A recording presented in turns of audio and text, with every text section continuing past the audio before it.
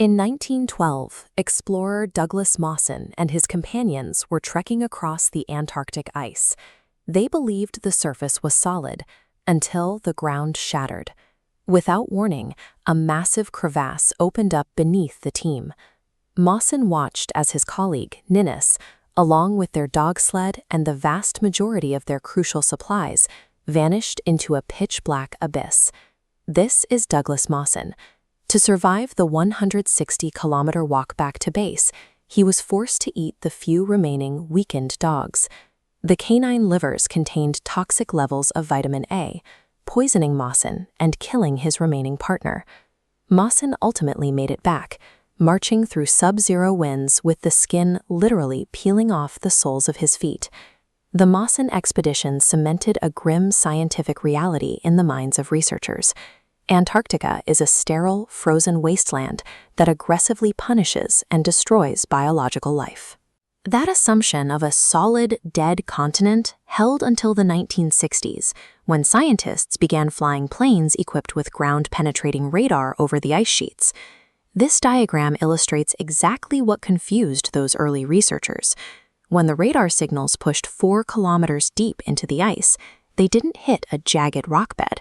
They bounced off a perfectly flat horizontal plane, the unmistakable signature of a liquid ocean. Liquid water shouldn't exist in minus 30-degree environments, but miles beneath the surface, the immense downward pressure of the ice sheet drastically lowers the freezing point of water, while geothermal heat radiates upward from the Earth's bedrock. By the 1990s, satellite data confirmed the existence of 400 distinct subglacial lakes across the continent, entirely sealed off in darkness for 15 million years. Where there is liquid water, there is the potential for life. This realization triggered a high-stakes 3-nation race to drill into a 15-million-year-old ecosystem without dropping a single modern bacteria into the pristine water. The Russian team targeted the ultimate prize, Lake Vostok, the largest and deepest of the hidden vaults, buried under 4 kilometers of solid ice. To prevent the extreme cold from freezing the water inside their drill shaft and crushing their equipment, the engineers relied on brute force. They pumped 60 tons of a kerosene and freon mixture, essentially toxic jet fuel, directly into the borehole. After decades of grinding through the ice, their drill finally punctured the ceiling of Lake Vostok in 2012. The immediate drop in pressure caused the ancient water to act like a shaken soda bottle. It surged up the shaft. The pristine lake water shot 40 meters into the air, violently mixing with the 60 tons of toxic jet fuel and erupting in a chemical geyser over the Antarctic surface. You can see the Russian team here at the Vostok station.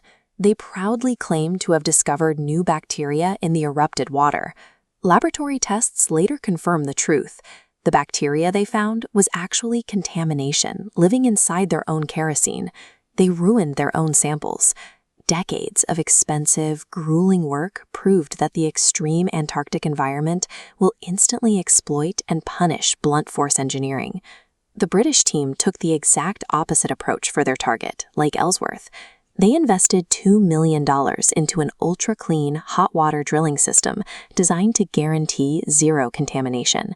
Their 16-year plan: bore 2 vertical shafts 300 meters deep, then melt a horizontal connecting bridge to create a sterile water pocket. But at 300 meters, the team spent 4 sleepless hours desperately trying to melt that bridge, rapidly burning through their limited fuel supply. The fuel tanks ran dry. They missed the connection to the second shaft by exactly 2 meters. Unable to melt another inch of ice, the team abandoned the entire mission and packed up on Christmas Day 2012. A 2-meter miscalculation erased 16 years of scientific planning and $2 million in funding. These researchers are part of the American Wizard Project. They achieved success by applying the same strict sterilization protocols used on NASA spacecraft, scrubbing every piece of equipment with hydrogen peroxide and UV light. On December 21, 2013, their sterilized drill silently breached Lake Whillans, 800 meters down. They extracted the world's first genuinely pure, uncontaminated vial of subglacial water. under a microscope, they found life, an entire ecosystem of ancient bacteria and archaea, primitive single-celled organisms, moving through the freezing, pitch-black water. Sunlight has not touched that water in 15 million years.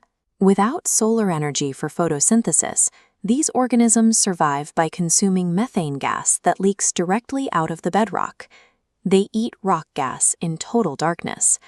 Finding organisms that metabolize gas in a sub-zero, lightless vacuum proves that complex life can thrive without the sun, expanding the habitable zone to depths we previously considered impossible.